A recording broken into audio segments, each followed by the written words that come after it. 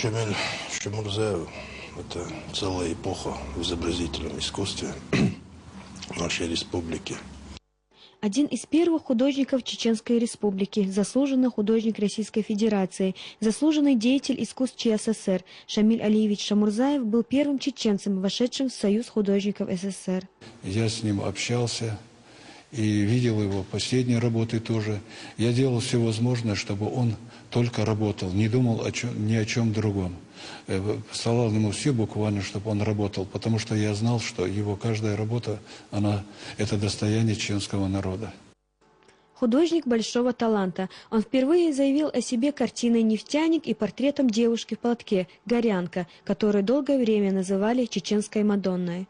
Его работы были узнаваемы среди всех работ. Он был необычен.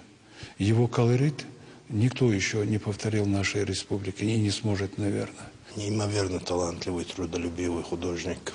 Как человек был просто замечательный. Наставником был очень хорошим. Мы все росли, как говорится, на его произведениях.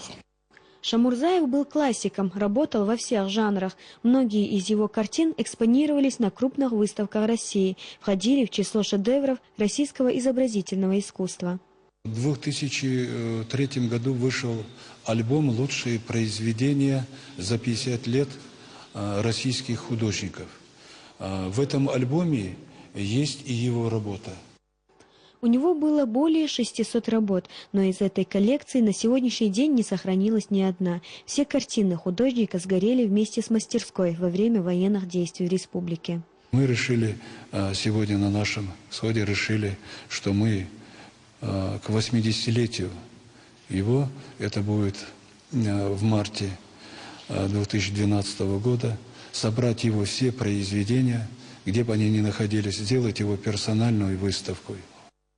Несмотря на большую утрату дела всей своей жизни, Шамиль Шамурзаев не забросил творчество. Как и всегда, в его работах преобладали холодные тона, но отличала их уже философия жизни.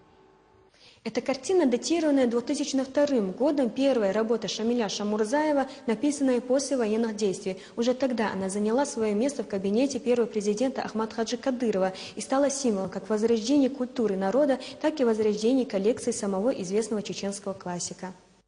Сумеречный горный пейзаж, а на самой вершине виден свет. Автор предчувствовал лучшие перемены. Картины для него были семьей, мастерская домом. Он ушел из жизни, но оставил свое бессмертное имя в мире искусства. Мадина Якубова, Алик Хашаев, Артур Яхья.